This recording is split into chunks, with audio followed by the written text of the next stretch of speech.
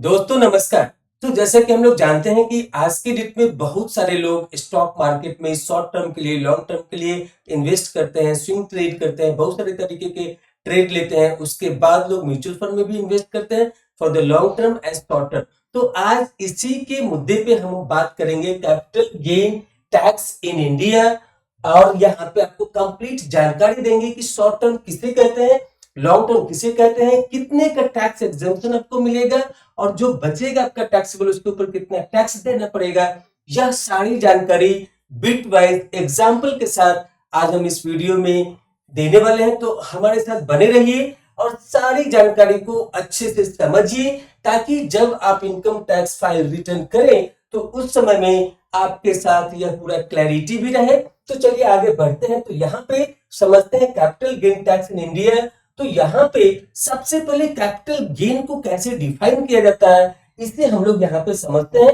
और यहाँ पर क्या है कि कैपिटल गेन को हम लोग देते हैं सेल वैल्यू, यहाँ पे sale value minus cost of acquisition minus eligible expenses.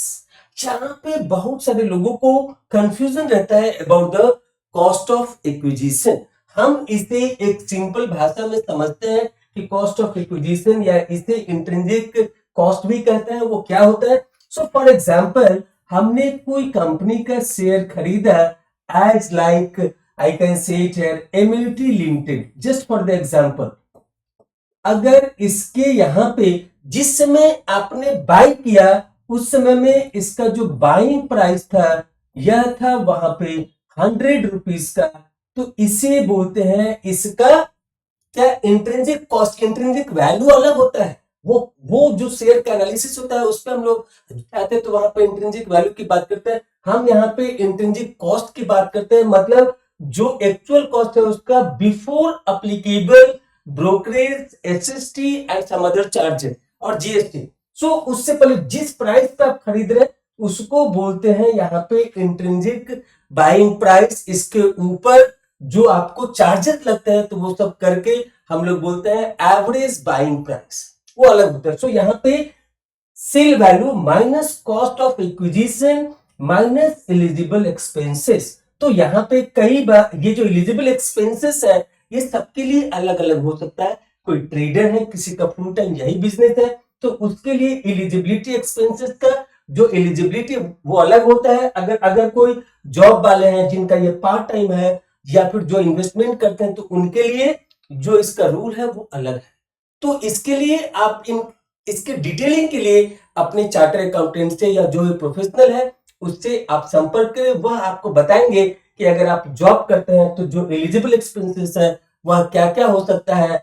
और अगर आप बिजनेस करते हैं, आपका यही ट्रेडिंग एंड इन्वेस्टमेंट ही आपका फुल टाइम बिजनेस है, तो उस केस में एलिजिबल एक्सपेंसेस क्या क्या हो सकता है, क्योंकि यहाँ पे सबके लिए अलग अलग होता है। एसएसटी लगता है, जीएसटी लगता है, ब्रोकरेज लगता है, इंटरनेट कॉस्ट होता है, ऑफिस कॉस्ट होता है। सो वो सब डिपेंड करता है depending upon your nature of job, कि आप जॉब में है या फिर आप बिजनेस में है। तो ये हो गया इसका कैपिटल गेन का कैलकुलेशन का फॉर्मूला। अब इसके बाद शॉर्ट टर्म किसे कहते हैं। सो शॉर्ट टर्म कहते हैं 365 डेज से लेसर होना चाहिए। एक दिन भी अगर कम है तो भी वो शॉर्ट टर्म में आता है। तो यहाँ पे क्या है 12 मंथ, लेस देन 12 मंथ, या फिर इसे हम मोर प्रिसाइजली कहे तो लेस देन 365 डेज। अगर उससे कम है, अब कई बार लोग बोले सर 366 डेज वाले में, सो आप आइडियली से मान के चलिए 365 डेज से एक दिन भी कम है इन जनरल, तो उसे हम लोग शॉर्ट टर्म कैपिटल गेन के रूप में मानते हैं। और उस समय जो टैक्स आपको देना पड़ता है गेन के ऊपर, लॉस के ऊपर नहीं, गेन के ऊपर, वह होता है 20% का long term capital gain. So ये शॉर्ट टर्म कैपिटल गेन आपका अप्लीकेबल है ऑन इक्विटी। इक्विटी मतलब stocks as well as mutual fund related to equity, क्योंकि म्यूचुअल फंड बहुत वेराइटीज के होते हैं, वो डेट फंड होते हैं, इक्विटी फंड होते हैं। तो यहाँ पे हम प्योरली बात कर रहे हैं स्टॉक मार्केट के ऊपर, equity related and equity related, equity oriented mutual fund. So ये प्योरली जो भी हम बात कर रहे हैं ये हमारा stocks and equity related mutual fund के ऊपर है। अगर आपके पास म्यूचुअल फंड है वो डेट फंड का है तो उसके टैक्सेशन के सिस्टम अलग होते हैं। तो इन चीजों को ध्यान रखिएगा। So long term capital gain की बात करें तो यहाँ पे मोर देन 12 मंथ, मतलब 365 डेज से ज्यादा हो गया, वो 366 जो मोर प्रिसाइजली उसकी बात नहीं कर रहे। सो यहाँ पे एक साल से ज्यादा, एक साल एक दिन भी हो गया तो वो एलटीसीजी में जाएगा, long term capital gain tax लगेगा। तो इसीलिए ज्यादातर लोग अपने पोर्टफोलियो की रीसफलिंग 31 ऑफ मार्च को करते हैं, बट यहाँ पे फाइनेंशियल ईयर के हिसाब से कैलकुलेट नहीं होता है। कैपिटल गेन आपका जो लॉन्ग टर्म शॉर्ट टर्म होता है वह आप जिस दिन खरीदते हैं और जिस दिन बेचते हैं उसके हिसाब से कैलकुलेट होता है। वो हो सकता है कि लास्ट फाइनेंशियल ईयर में आपने खरीदा, इस फाइनेंशियल ईयर में बेचा, या फिर आपने 2 साल 5 साल 10 साल होल्ड किया उसके बाद बेचा। सो ये सारा चीज आपके नंबर ऑफ डेज के ऊपर डिपेंड करता है। तो दो ही है कि less than 12 month, more than 12 month. So less than 12 month अगर है तो आपका हो जाएगा वहां पे short term capital gain 20% applicable होगा, और अगर मोर देन 12 मंथ्स है, मोर देन 365 और 366 डेज है तो वहां पे आपको सिर्फ और सिर्फ 12.5% टैक्स देना है। इसका मतलब है कि गवर्नमेंट चाहती है कि लोग लॉन्ग टर्म में इन्वेस्टेड रहे और टैक्स बेनिफिट ले। इसके बाद है कि long term capital gain tax exemption. इसमें बहुत सारे लोगों को कंफ्यूजन रहता है कि ये जो एग्जेम्पशन है वो ओवरऑल में है या फिर कुछ स्पेसिफिक में है। तो दोस्तों मैं बता दूं यहाँ पे कि ये जो कैपिटल गेन टैक्स के ऊपर एग्जेम्पशन है वह शॉर्ट टर्म में एप्लीकेबल नहीं होता है, शॉर्ट टर्म कैपिटल गेन में नहीं होता है। ये कहां होगा? तो ये सिर्फ आपको एग्जेम्पशन मिलेगा लॉन्ग टर्म कैपिटल गेन में। सो यहाँ पे 1.25 लाख का एग्जेम्पशन होता है। सो फॉर एग्जांपल कि आपने शॉर्ट टर्म से 1 लाख का गेन किया, लॉन्ग टर्म से 2 लाख का गेन किया, तो शॉर्ट टर्म में जो 1 लाख का गेन किया उसके ऊपर 20% का टैक्स देना है, अलॉन्ग विथ जो भी सेस चार्ज है, सर चार्ज है, वो आपके स्लैब के हिसाब से होगा। और जो भी आपका यहाँ पे, अब मान लीजिए कि यहाँ पे जो 1 लाख का आपका गेन है उसके ऊपर 20% का टैक्स। अगर लॉन्ग टर्म में आपका 2 लाख का गेन है तो उसमें 1.25 आपका एग्जेम्प्ट हो जाएगा, मतलब टैक्सेबल गेन आपका सिर्फ 75,000 का होगा, जिसके ऊपर 12.5% का टैक्स लगेगा। अब बाकी जो भी चार्जेस है, सेस चार्जेस, सर चार्जेस, वो तो लगेगा एज पर द रूल। तो I hope it is clarified about कि ये जो गेन है, ये जो टैक्स का एग्जेम्पशन है वो शॉर्ट टर्म में नहीं होता है, सिर्फ लॉन्ग टर्म में होता है। दोनों के रेट अलग अलग है, टाइम स्लैब आप बिल्कुल देख लीजिए। और ये rule equity oriented mutual fund पे लागू होता है, और इक्विटी जिसे स्टॉक्स भी बोलते हैं, शेयर्स भी बोलते हैं, उसके ऊपर यह लागू होता है। अब इसे एग्जाम्पल के रूप में समझते हैं। तो एग्जाम्पल के रूप से, for example short term capital gain for listed equity shares and equity oriented mutual fund. यह बात आप जरूर नोट कर लीजिएगा, क्योंकि कई बार लोग सोना चांदी और अदर इन्वेस्टमेंट को भी इसमें मिक्स कर देते हैं। हर एक के रूल के हिसाब से अलग अलग टैक्स वहां पे लगता है। तो इन चीजों को ध्यान में रखते हुए हम यहाँ पे सिर्फ इसमें फोकस कर रहे हैं equity oriented mutual fund and the capital gain through equity. Listed equity की बात कर रहे हैं, अनलिस्टेड की बात नहीं कर रहे हैं। लिस्टेड इक्विटी शेयर्स, जिसे स्टॉक मार्केट का शेयर भी बोलते हैं, तो ये चीज यहाँ पे आपने समझ गया होगा। सोल्ड विद इन 12 मंथ्स, सो यहाँ पे 12 महीने के अंदर में बेचना होता है। अब यहाँ पे लॉन्ग टर्म क्या है? For listed equity shares and equity oriented mutual fund, तो ये भी हमारा लॉन्ग टर्म में आता है। अब यहाँ पे सोल्ड विद इन 12 मंथ, तो उसे बोलेंगे शॉर्ट टर्म कैपिटल गेन। अगर सोल्ड आफ्टर 12 मंथ तो ये लॉन्ग टर्म कैपिटल गेन में कंसीडर होगा। इसमें टैक्स रेट है 20%, इसमें टैक्स रेट है 12.5%। एनुअल एग्जेम्पशन शॉर्ट टर्म में नहीं है, जैसा कि पहले ही हमने आपसे बता दिया था। तो यहाँ पे एनुअल एग्जेम्पशन है 1.25 लाख का। अब इसे एग्जांपल से समझते हैं कि यहाँ पे बाय किया आपने 1 लाख वर्थ का शेयर। चार्जेस की बात हम नहीं कर रहे, जो ब्रोकरेज चार्ज लगता है या जीएसटी लगता है या एसएसटी लगता है उसकी बातें हम नहीं कर रहे हैं। सो यहाँ पे बाय किया 1 लाख रुपए का शेयर और सेल किया आपने 1,50,000 में, तो टैक्सेबल गेन हुआ आपका 50,000 का। अब इस 50,000 का 20%, 50,000 का 20%, तो 10,000 आपको यहाँ पे टैक्स लायबिलिटी बना as per the STCG rule. I hope it is clarified. अब इसके ऊपर जो भी सरचार्ज है या एप्लीकेबल सेस चार्ज है वह सीए आपको बिट वाइज क्लैरिटी के साथ बताएगा, या जो भी ITR फाइलिंग का प्रोफेशनल्स है वह भी आपको बताएगा। हम यहाँ पे मोटी मोटी जानकारी आपको दे रहे हैं, हाईलाइट्स कर रहे हैं, ताकि आप जब अपने फाइलिंग को देखें तो आप उसे डिस्टिंग्विश कर सके कि कितना मेरा STCG है, कितना मेरा LTCG है, कोई हमें बेवकूफ तो नहीं बना रहा। तो ये चीजों को देखने के लिए, समझने के लिए हम आपको इस तरह से बता।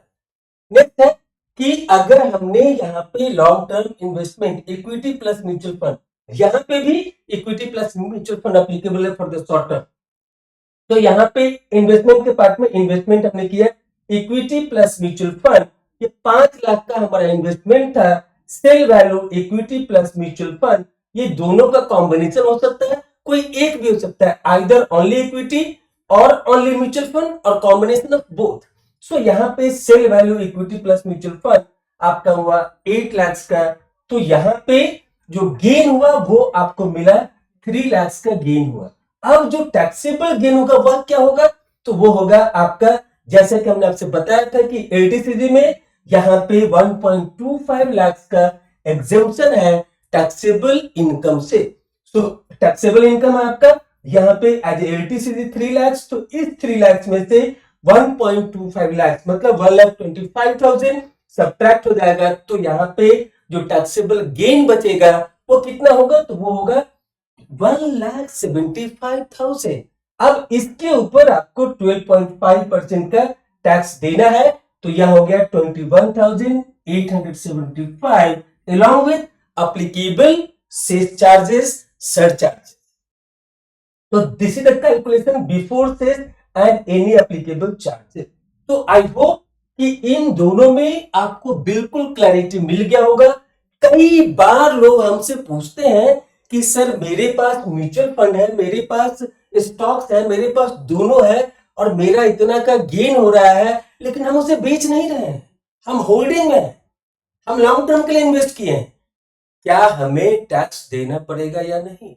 तो यहाँ पे शॉर्ट टर्म कैपिटल गेन की बात तो बता दिए कि जब तक आप बेचेंगे नहीं तब तक तो वो शॉर्ट टर्म कैपिटल, अगर आप 12 महीने के अंदर म्यूचुअल फंड या स्टॉक बेच लेते हैं तो उससे जो गेन होता है, लॉस हुआ तब तो कोई टैक्स देना ही नहीं है। अगर गेन हुआ तो यहाँ पे आपका short term capital gain applicable होगा। अब अगर 1 साल से ज्यादा आप रख रहे हैं और उस पर कितना भी गेन है लेकिन आपने बेचा नहीं, उसे बोलते हैं नोशनल प्रॉफिट, अनरियलाइज प्रॉफिट। सो जब तक प्रॉफिट रियलाइज नहीं होगा, जब तक वह पैसा आपके बैंक अकाउंट में नहीं आ जाएगा, तब तक आपके ऊपर टैक्सेबल टैक्स लायबिलिटी नहीं बनेगा। आप मान लो कि आज आपने इन्वेस्ट किया, आप 10 साल के बाद बेच रहे हैं, आप अपने 60 साल की उम्र में बेच रहे हैं, जब बेचेंगे तब टैक्स देना, जब बेचेंगे तब टैक्स देना। तो इसीलिए इन चीजों को दिमाग में सेट करके रखिए ताकि आपको कोई बेवकूफ नहीं बना सके। कई बार लोगों की जानकारी नहीं होती है, वह पूछते हैं ऐसे इनोसेंट सवाल पूछते हैं कि सर मेरे पास ना इतना पैसा हमने लगाया था, अभी वो बढ़ के इतना हो गया लेकिन हम बेच नहीं रहे, क्या उसके ऊपर टैक्स लगेगा? नहीं लगेगा। जिस दिन आप बेचोगे उस फाइनेंशियल ईयर में आपको वहां पे टैक्स देना है, चाहे आप जब बेचे। तो यहाँ पे ये सारी चीज क्लैरिटी के साथ आपने देख लिया। अगर इसके बावजूद भी कुछ डाउट आपके मन में है तो आप हमारे चैनल के कमेंट बॉक्स में कमेंट करके जरूर बताएं। हम अपनी जानकारी के आधार पे और जो भी हमारा R&D का सोर्स है उसके आधार पे हम आपको जरूर बताने की कोशिश करेंगे। So I hope you got crystal clear clarity with this kind of information। ये इसका डिस्क्लेमर है, वह भी देख लीजिए कि हम यहाँ पे यह नहीं बोलते कि आंख बंद के ये वीडियो देख करके आप टैक्स फाइलिंग करिए। हमारा यहाँ पे इंटेंशन है आपको प्रायर इंफॉर्मेशन देना ताकि आप भी चीजों को समझ सके। जो भी आपका सीए या प्रोफेशनल आपको रिटर्न फाइल करके दिखाता है तो आप भी उन चीजों को अच्छे से समझ सकते हैं ताकि कोई आपको ठग नहीं पाए, चाहे वो प्रोफेशनल हो चाहे वो नॉन प्रोफेशनल। ठीक है। सो इस तरीके से ये हमारा डिस्क्लेमर है।